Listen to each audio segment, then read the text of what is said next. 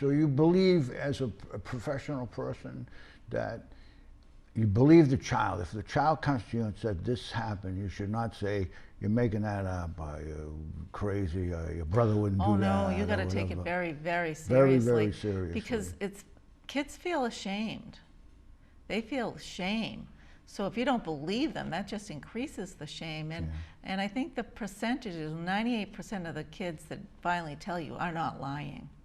You know, you might find one or two, but really, you know, they're telling the truth, so you got to believe them. I mean, I was a school nurse for a while in Woburn, other towns, you know, all over the place. It's the same story. There is sexual abuse, there is incest, and you got to take it seriously. Just like the Catholic Church is finally getting the message with the priests and all that. Yeah. It's a good thing, too. I think it will all be a better for it. I don't know what happened for the first couple of million years we've been on this earth, you know what I mean? This stuff didn't start last week. I know. And people, I happened to be in New York City, just to go off track a little bit. I was in New York City over the weekend, the Pope was there. And people would say, how come it's such a big deal in the United States? Well, it just hasn't gotten to other places. And there's some talk about in Ireland, they had some investigations. But I mean, people are people. And they're all over the world doing the same thing. So I think that it's just something that will eventually come out. Right. I don't know what the answer is, though. I wish I did. Well, I think the answer is the awareness and getting the kids that are high risk. You know, if kids are sexually abused, getting them treatment immediately, getting them to a psychiatrist, psychologist, having them talk about it. Because if they don't get treated, they end up being abusers. Yeah, that's down the line. I don't know how that works, but there must be some medical. What is done to you, you do to other people. Else, really? It's the way the psyche works. Not always, but you know, a good many times it does happen. Because even the sister her husband was beating her up. Yeah. He was physically abusing her. Right. And the brother offered to take her away and take her home with him, and she still didn't want to leave him. I don't know, you know, you'd say, boy, it must be a cycle.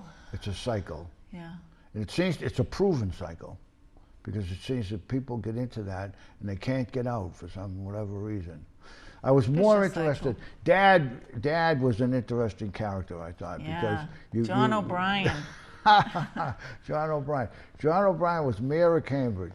He was a politician. Yeah. First. Yeah. And then Mom made sure that everybody in the family stood up, and the O'Briens were standing right up, straight and tall, in Cambridge, Massachusetts, because Dad was the mayor, or he was some politician. Then he went to Washington. Right. But you decided not to let him off the hook. He could have just went to Washington and be a good dad. Yeah. And you just wanted to get him involved in the whole story, too. I mean, he could have went off to Washington while Mom was being strict with the kids and Molly was out experimenting. Well, you can't blame the mother for everything. No, I guess not.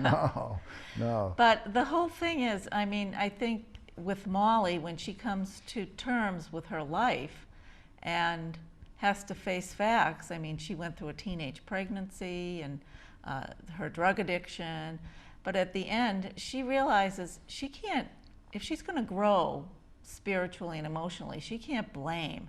You know, the blame game. You have to end that if she's going to, you know, grow and be happy.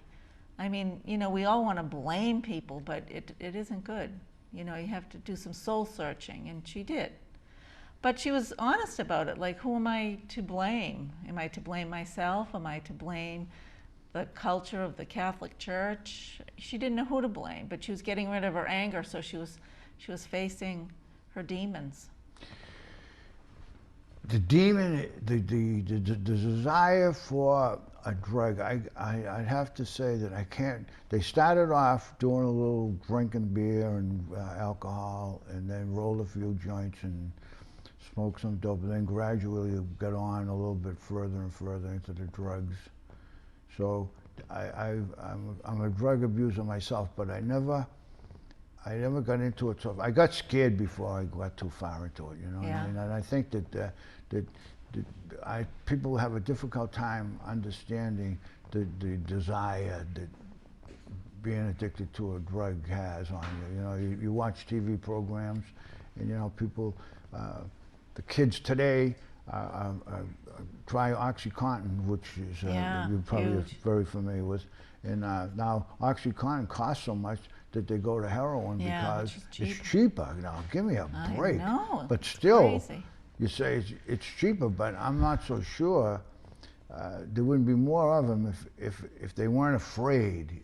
You have to make them afraid of it, you know. And the ones that are not afraid, they're going to pass over the thing. Getting off is a terrible terrible experience. Monkey on your back, can't get. So get Molly, after how long was she? Well, I don't want to give away too. We don't want to give too much of the story away. You know? But it's hard not to talk about it. It's hard not to talk about because I think a lot of people can relate to it, especially today. Because I think all of that stuff started. You were right. In the 50s, people came back from the Korean War.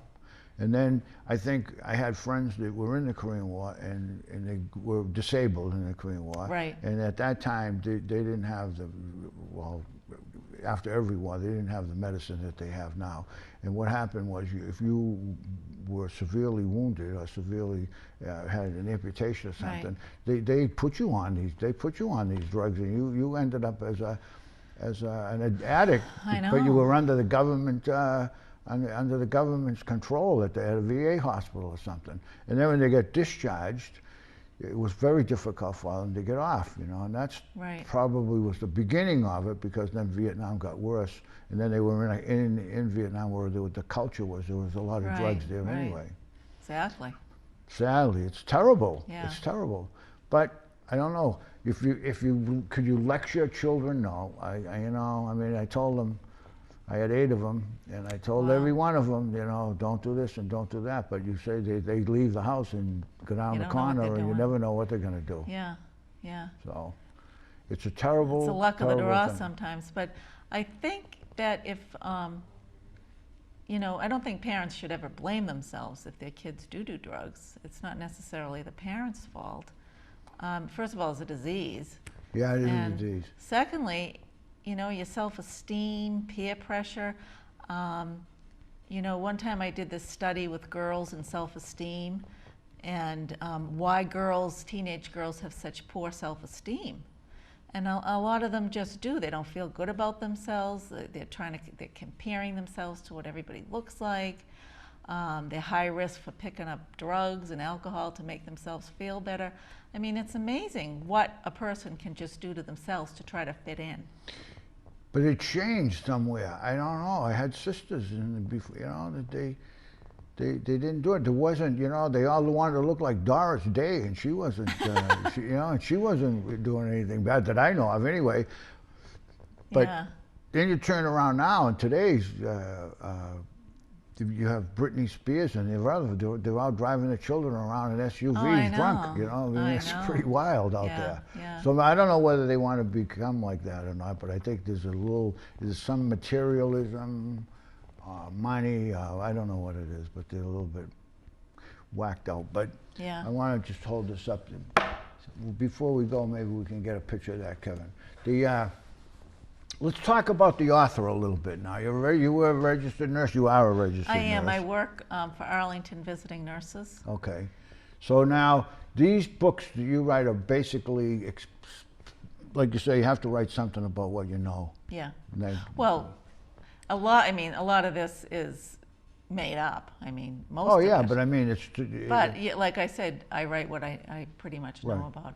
And with the other books, I, you know, obviously did know a lot about stuff. So with this one, it was different. I mean, it is fiction. But I was Catholic. Yeah. I had a big family. There wasn't 8, but there was 7. Yeah. I didn't have you know. Reaching for the pork chops, boy, was a big deal. Yeah. Yeah. Yeah, you ate fast or you wouldn't get any food.